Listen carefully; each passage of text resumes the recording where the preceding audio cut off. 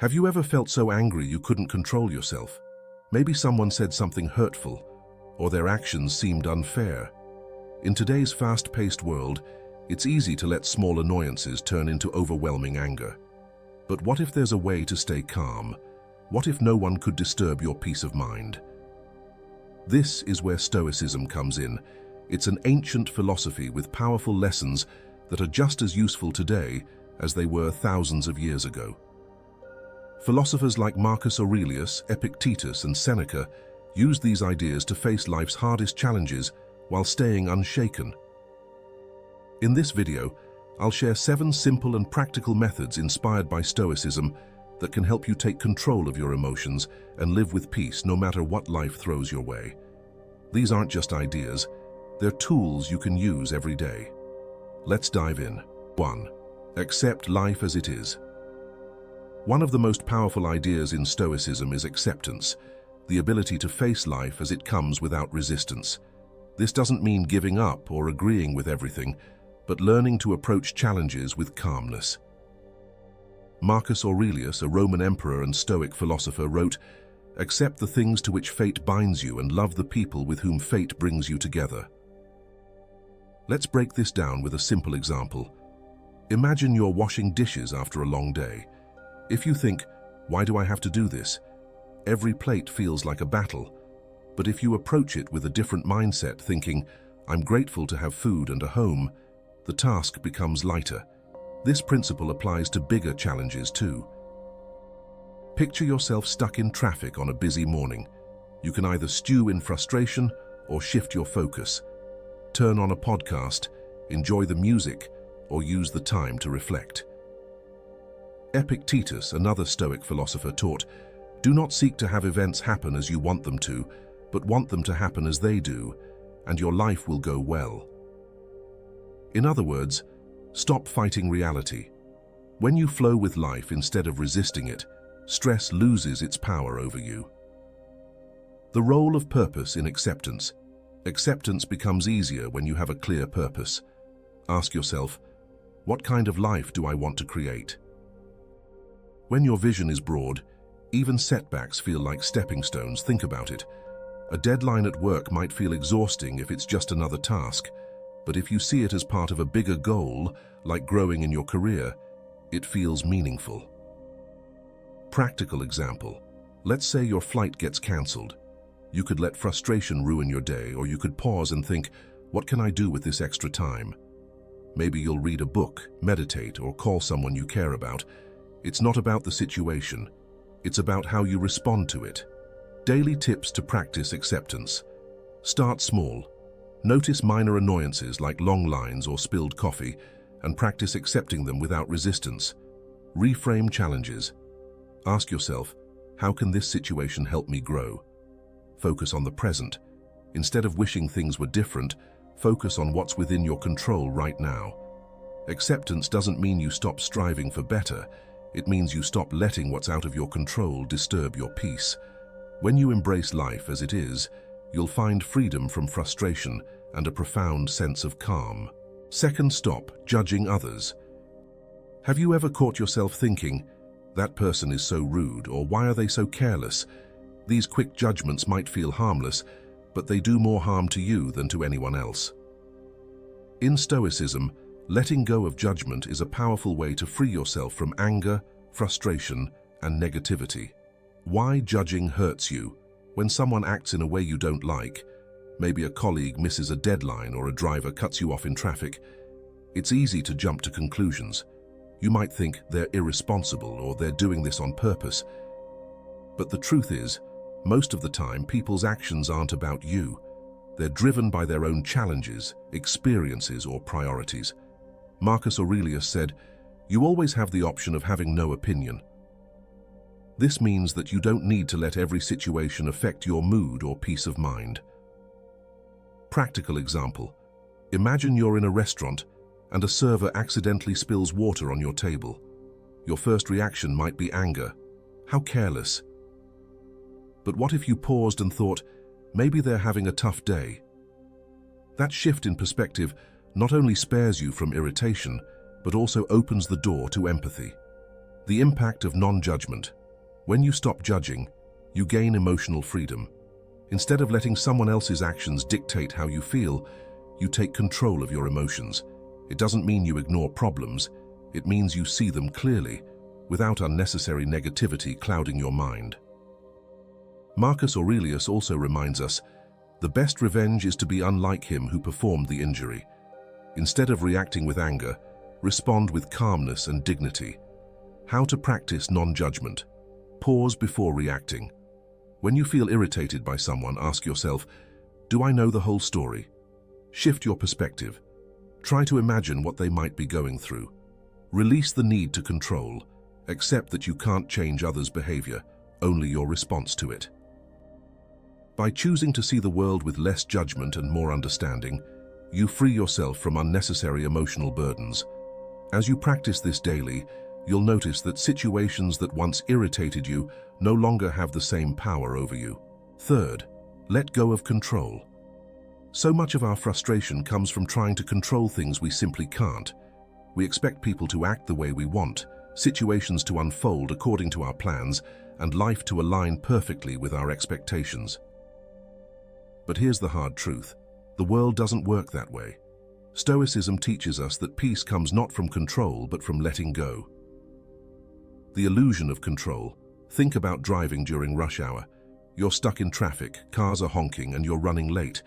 It's tempting to get angry, blaming the slow drivers or the bad traffic management.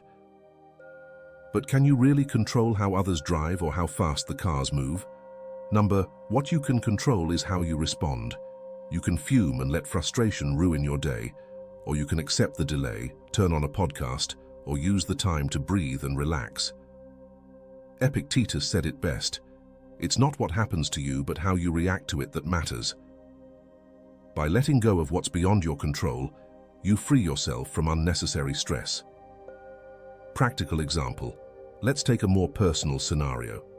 Imagine a coworker who constantly misses deadlines, causing you extra work. It's easy to get frustrated and think, why can't they just do their job properly? But instead of focusing on their actions, which you can't control, focus on what you can do. Maybe you can adjust your workflow or have a calm conversation to address the issue. When you shift your focus from changing others to improving your own actions, you reclaim your peace. The power of letting go. Letting go doesn't mean giving up. It means redirecting your energy to what truly matters, your thoughts, emotions, and actions. Picture yourself rowing a boat down a river. You can't stop the current, but you can steer your boat to navigate its flow. Daily practice. Ask yourself this question: is this within my control? If the answer is no, let it go. Use premeditation. In the morning, take a moment to think about what might go wrong during the day. Plans getting cancelled, mistakes at work, or bad weather. Preparing for these scenarios makes them easier to accept when they happen. Reframe situations. Instead of saying, this shouldn't happen, try saying, this is happening. What can I do about it? Letting go of control isn't weakness, it's liberation. When you stop clinging to what's beyond your grasp, you make space for peace and clarity. As Marcus Aurelius said, the happiness of your life depends upon the quality of your thoughts. 4. Embrace imperfection in the world. Why do we often feel frustrated or angry? It's because we expect perfection from people, situations, and even ourselves. But the world is far from perfect, and that's not a flaw. It's its nature. Stoicism teaches us that accepting imperfection is the key to freedom from unnecessary pain. The trap of perfectionism. Think about it. Have you ever been upset because a co-worker didn't finish their part of a project perfectly, or because a friend let you down? It's natural to feel this way, but the reality is, people are human. Everyone makes mistakes, including you. Expecting perfection from others, or even yourself, is a recipe for disappointment. Marcus Aurelius prepared himself for imperfection daily. He wrote, "Begin each day by telling yourself, today I shall meet with interference, ingratitude, insolence, disloyalty, ill will, and selfishness." By acknowledging imperfection up front, you're less likely to be caught off guard and upset when it appears. Practical example. Imagine spending hours preparing for an important presentation, only for a teammate to mess up their part at the last minute. It's easy to think, how could they be so careless? But instead of focusing on their mistake, ask yourself, what can I do now to salvage the situation?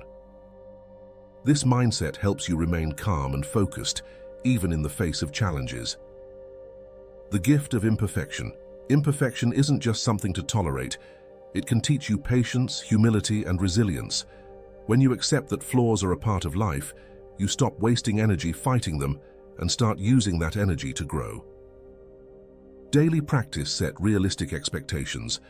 Start your day by reminding yourself that things won't always go as planned, and that's okay. Shift your perspective. When someone makes a mistake, think about the times you've needed forgiveness. Extend that same grace to others. Focus on solutions. Instead of dwelling on what went wrong, ask, what can I do to make this better? As Seneca said, he who is brave is free. Accepting imperfection isn't giving up, it's courage. It's freeing yourself from the weight of unrealistic expectations and embracing the beauty of life as it is. 5. Take responsibility for your feelings. The world is unpredictable. People will disappoint you, plans will fall apart, and things won't always go your way. But here's a crucial question. Do these events control your emotions, or do you? Stoicism teaches us that while we can't control what happens, we are always responsible for how we feel about it. Owning your emotions. Imagine you're standing in a long line at the grocery store. Someone cuts in front of you without even looking back. Your first reaction might be anger. How dare they? But stop for a moment and ask yourself, is their behavior worth my peace?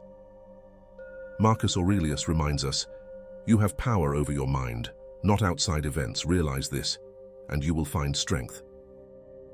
This means your emotions aren't dictated by what others do, but by how you choose to interpret and react to their actions. Practical example. Picture a coworker who criticizes you during a meeting. Your instinct might be to defend yourself or feel insulted. But what if you paused and thought, their words don't define me. I can stay calm and respond with clarity. By owning your emotions, you take back control and avoid letting others dictate your mood. How to practice emotional responsibility. Pause before reacting. When something upsets you, take a deep breath and ask, am I letting this person control my emotions? Reframe the situation. Instead of thinking, this is unfair, try asking, what can I learn from this? Reflect daily. Keep a journal of moments when you felt upset and how you responded. Over time, this practice helps you spot patterns and build emotional strength. The power of choice.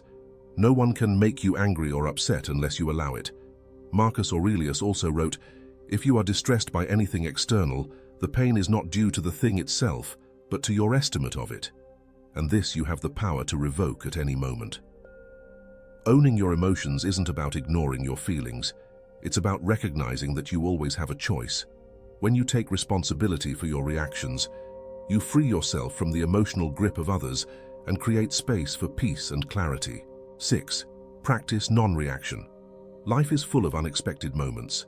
A colleague openly criticizes you in a meeting, a stranger cuts in line, or someone makes a hurtful remark. These small incidents can stir frustration or anger, but Stoicism teaches us a powerful alternative, non-reaction. The power of the pause. Epictetus said, it's not what happens to you but how you react to it that matters. In other words, it's not the event itself that causes your emotional turmoil, it's your interpretation of it. Imagine being publicly criticized. Your first instinct might be to defend yourself or retaliate, but instead of reacting immediately, what if you paused and asked yourself, is this worth my peace? That pause creates a gap between the trigger and your response, giving you the power to act thoughtfully instead of emotionally. Practical example. Picture yourself receiving a critical email from a colleague. Your first reaction might be to fire back a defensive response. Instead, wait an hour or even a day before replying. This gives you time to cool off, reflect, and respond with clarity. Often, the simple act of waiting turns a heated reaction into a calm resolution. Silence speaks louder. Non-reaction doesn't mean passivity. Sometimes silence is the most powerful response. As the saying goes, if a donkey kicks you and you kick back, you are both donkeys. By refusing to engage with negativity, you maintain your dignity and composure. Seneca wisely said, "The greatest remedy for anger is delay." Choosing not to react doesn't just protect your peace, it also disarms the other person. Imagine a heated argument where one side suddenly stops responding. The flames of anger die out because they have no fuel. How to practice non-reaction? Pause and reflect. When you feel the urge to react, take a deep breath and ask yourself, will this matter tomorrow, next week, next year? Respond, don't react. If a response is necessary, take time to craft one that reflects your values, not your emotions. Learn from each experience. After an emotional situation, reflect on how you handled it. What could you do differently next time? Mastering non-reaction. Marcus Aurelius said, "If you are distressed by anything external, the pain is not due to the thing itself, but to your estimate of it. And this you have the power to revoke at any moment." By practicing non-reaction, you gain control over your emotions and create a foundation of inner peace. 7. Find joy in selflessness. When you master calmness and avoid reacting impulsively, something remarkable happens. Your heart becomes lighter. You create space to give, to empathize, and to forgive. Stoicism teaches us that the ultimate form of inner peace comes from selflessness, the act of helping others without expecting anything in return. The beauty of giving. Marcus Aurelius once said, "When you arise in the morning, think of what a privilege it is to be alive, to think, to enjoy, to love." This mindset reminds us that life is a gift, and one of the most fulfilling ways to use it is by sharing kindness with others. Consider a time when you helped someone without expecting anything back. Maybe you offered a comforting word, assisted a friend in need, or even gave your time to a cause you care about. How did it make you feel? Likely it brought a sense of joy and meaning to your day.